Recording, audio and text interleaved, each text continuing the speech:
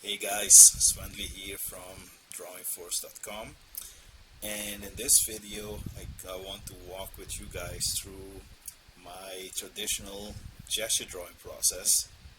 I've been doing gesture drawing since, years ago. I became aware of it um, by looking at drawing instructors from the animation industry, and I've been practicing this for, like I said, the past years. And my normal routine is to do at the very least 1 hour of gesture drawing daily. Sometimes I go longer depending on my working schedule. It could be 2 hours, sometimes I even go like 3 hours. And this has really helped me, first of all, develop my drawing skills.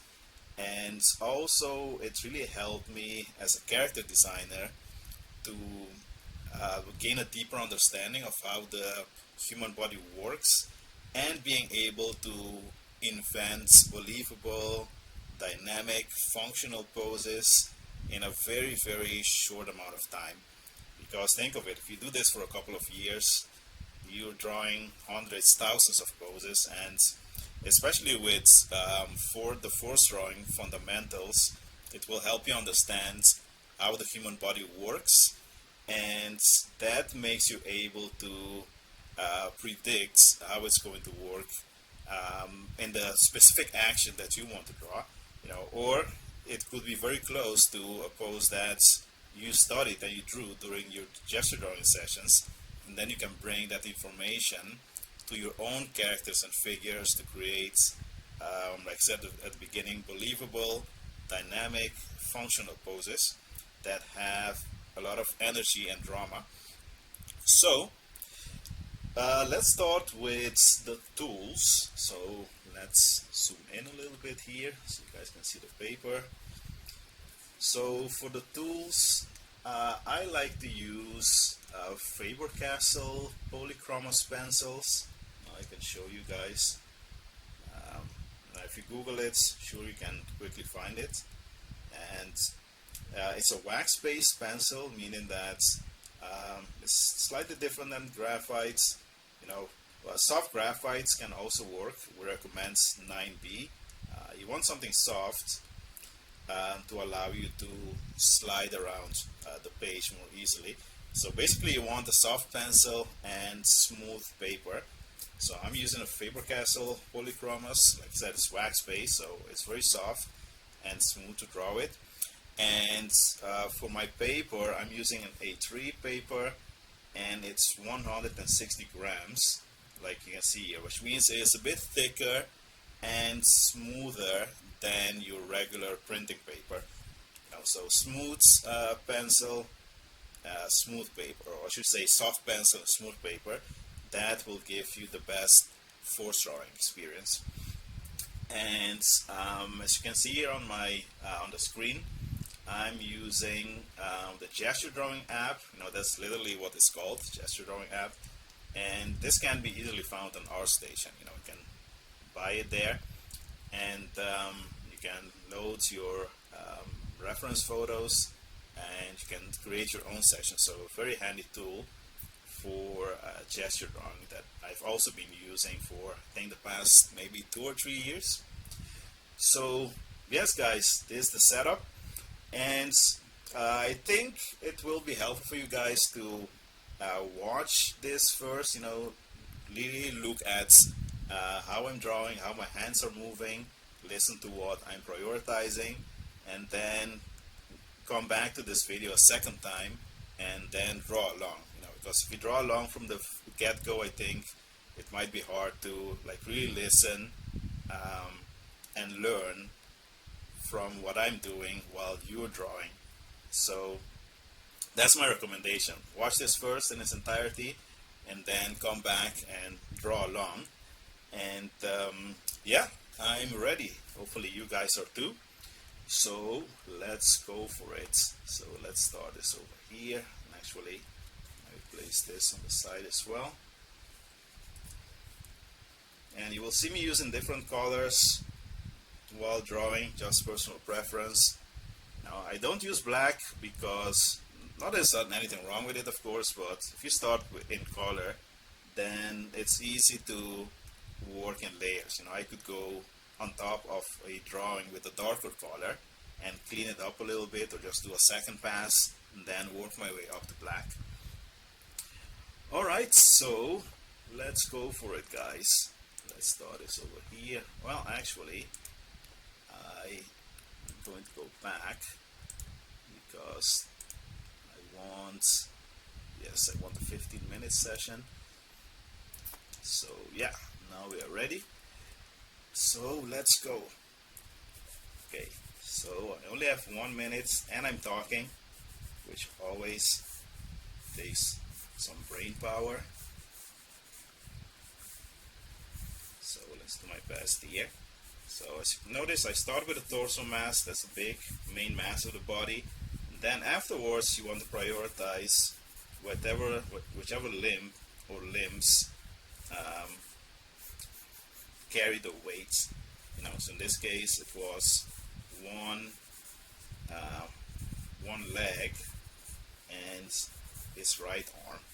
Now we can also get a quick ground plane here. So very important, keep things simple and loose. So I got the whole pose down and looking up at the timer, and I still had like 12 seconds left.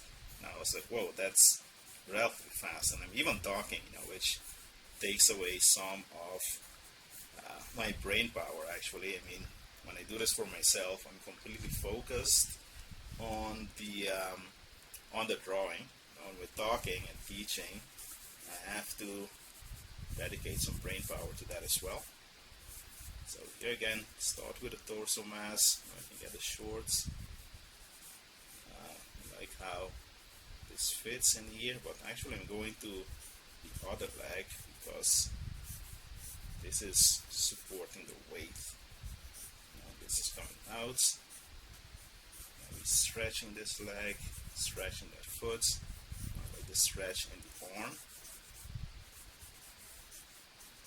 And of course, in a 1 minute pose, there's only so much you can do. So don't try to create an absolute masterpiece in 1 minute. Keep the drawing loose and forceful. And the thing to be aware of is that, first of all, we're drawing, we're not copying. And the second thing is that accuracy takes time. It takes time to observe and to make corrections to the drawing. So don't pressure yourself to create a hyper accurate copy in 1 minute. If you want accuracy, it's going to require time, folks. So just give it your best shot. Go for the action. Keep things loose and fluid, as you can see here. Let's see. Grabbing his head. We can add some wrapping here for the shorts, and that's it. I always like to add a sense of a ground plane so that the figure isn't just floating around. And again, I started after the 1 minute mark, and I finished even, meaning I got the whole pose down before the time ended. So, like I said, keep things loose and forceful. Let's see, we're 45 seconds. Let's very quickly try to get this down onto the page. Again, notice the systematic approach. I start with the torso, prioritize the limbs that help the model stay balanced. In this case, he's doing a handstand, so the arms are carrying the majority of the weights. They are of primary importance, and the legs are secondary. So now that I have the arms down, I can go back and deal with the legs. Again, a little ground plane, so the figure isn't just floating on the page, and we have a sense of the perspective that we're dealing with. Let's see. He's bending. I can see some compression here. It's like swinging up that hip. The shorts come in handy because they help me to see the direction of the pelvis and get a sense of form. I'm stretching this leg, and we have this foot here.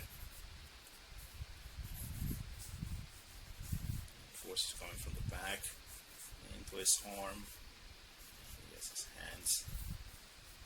And you don't see the other hands. I'm going to take some artistic liberties there and move the hands outside, move it away from the back so we can more clearly see it.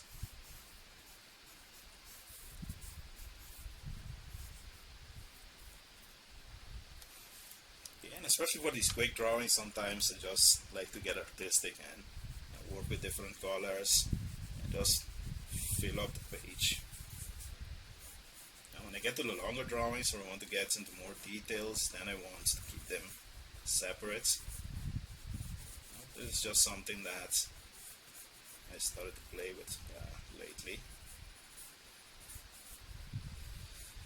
Let's see, so this leg here. Notice that I'm drawing through, like we don't see the thigh, but I want to understand where it is. And I even brought it out of the silhouette a little bit so we can see it.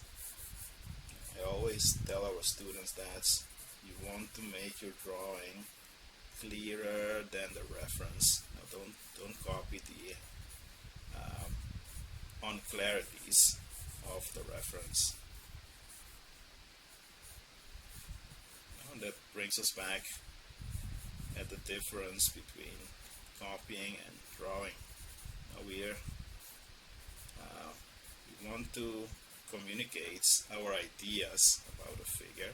Now that goes beyond just literally duplicating what we see. Now we're actually translating. If you think about it, we're actually translating from one language to another. We're translating from the language of reality to the language of line. And just like with any translation, some things you can translate literally and they will work, and certain things don't make sense in the new language at all. So you have to use your skill as a translator to make sure that the idea comes across in that new language. So it's the same with drawing. Now, not everything that works in a photo works in a drawing.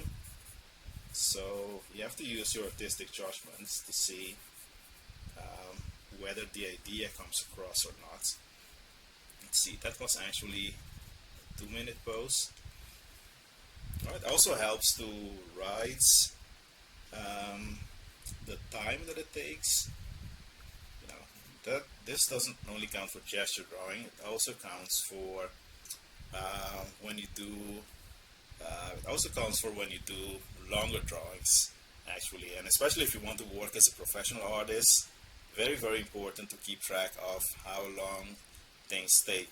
Because if you need to make a quotation for a client, for example, you need an idea of how long it's going to take to do something, whether it's character design, illustration. How long do you need to get the job done? So very handy to develop the habit of writing down and keeping track of how long things take. Like how much information can you get into a 1-minute drawing? How much information can you get into 2 minutes, 7 minutes, 15 minutes? Now that gives you an idea of how fast you work, and it also helps you keep track of your development. Over time you will notice perhaps that it takes you less time to put a certain amount of information down compared to before. So let's see. I can go back. Let's draw this pose. I think this is a cool pose. And for this, I am going to a new page. So let's go over here. And again, start with the torso. I want to fit the whole pose on the page, so I have to draw a bit smaller. And I can see the pool over the back. to that hip. And I have 2 minutes, so I can take my time a little bit more. Still want to keep things loose and fluid though. Yeah, like all the creasing of the skin there. And then let's go for this leg.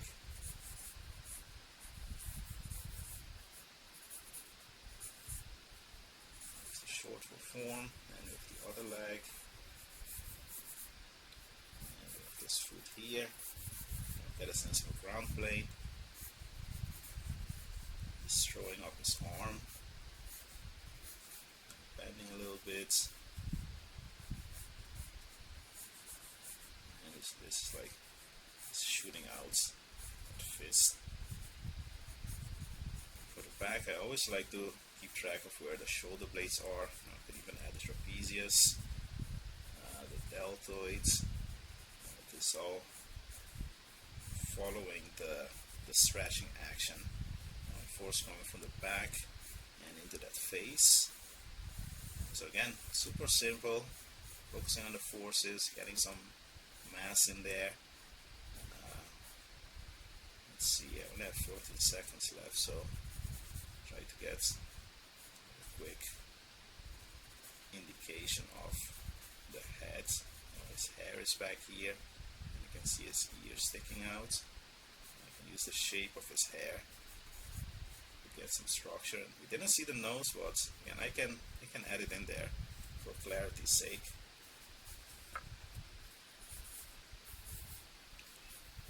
Let's just treat the ground plane here more like a mat.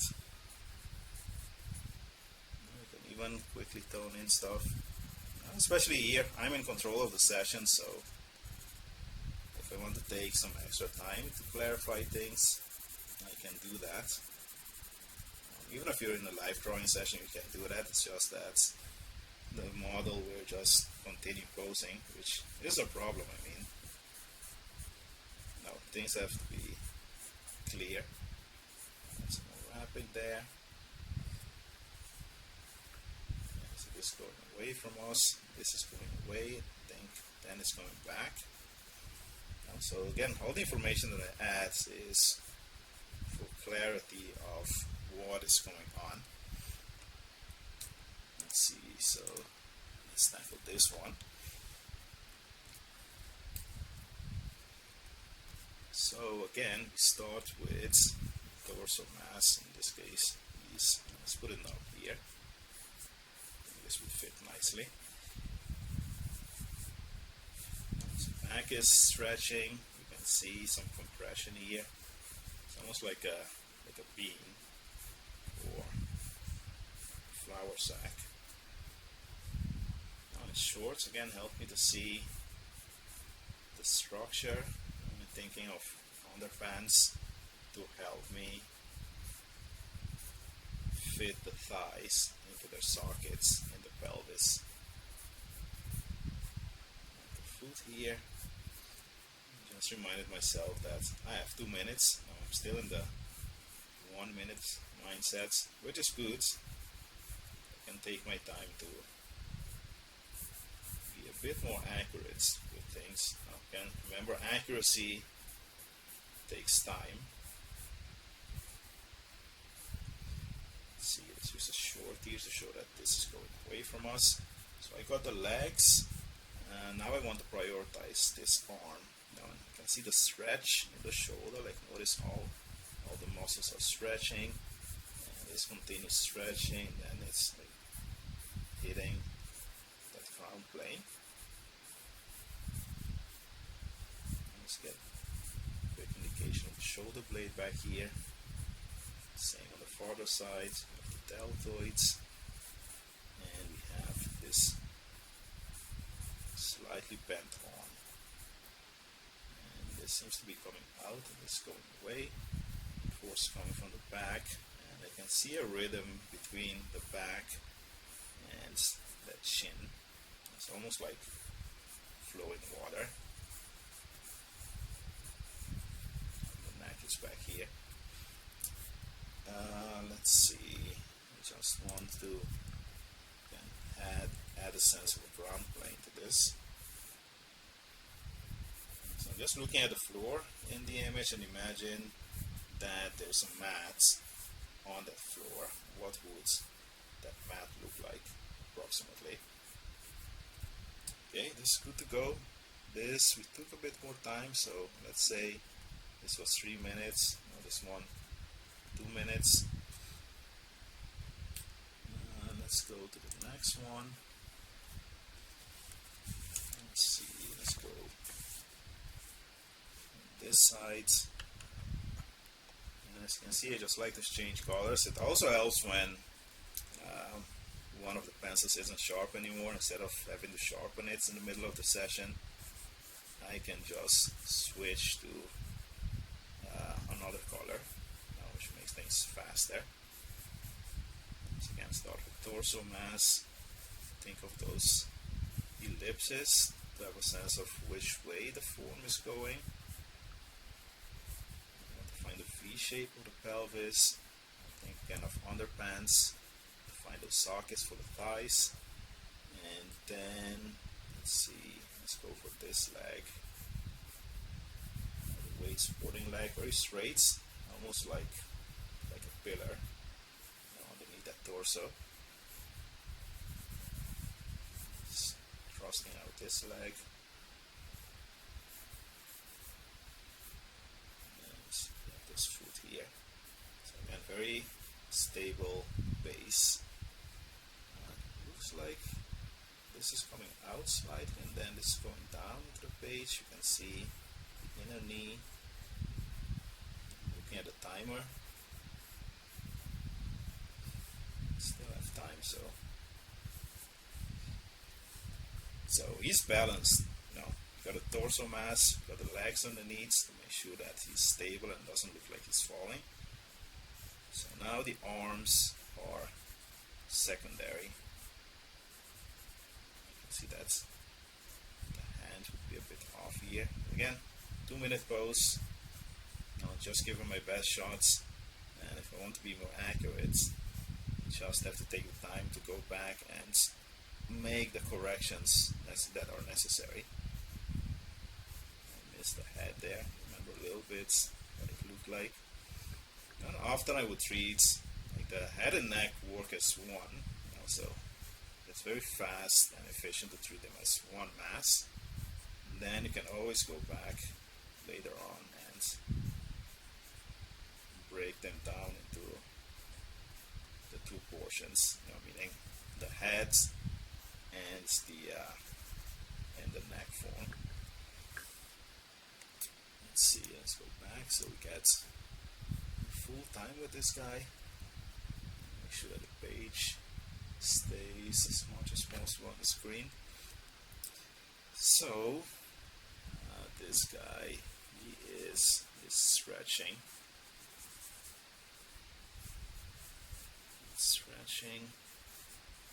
And again, notice how loose and fluid I'm drawing.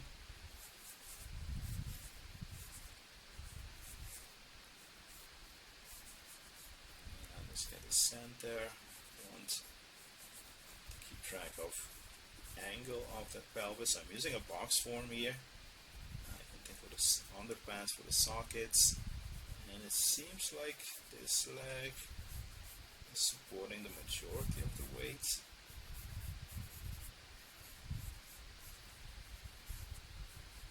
And the other leg is back here.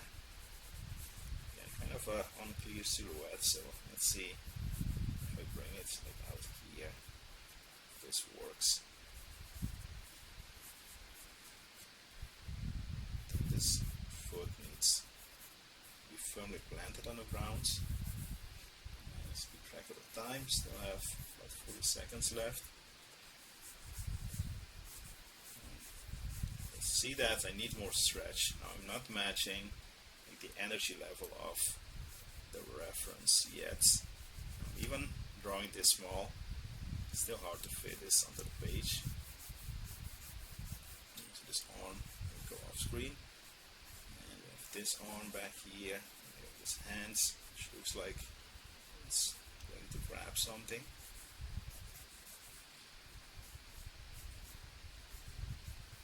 is looking up, so the neck is bending accordingly, and you can see all these creases. And that's it, guys. That was about a 15 minutes drawing session. It's just adding some last bit of information here. I still have the action in mind, so I can use what I know about the figure to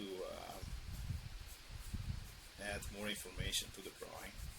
So it's a combination of seeing and knowing. Alright guys, hopefully this was helpful and insightful for you guys, and if you're interested, there's definitely more coming. So like I said, it's a good habit to do this. I would say at least 30 minutes on a daily basis. It really helps to keep you in drawing shape and expand your understanding of how the human body works, which then helps you to invent dynamic, functional, and believable poses with a lot of energy and drama in a short amount of time. Alright guys, I will see you in the next video. Okay? Later.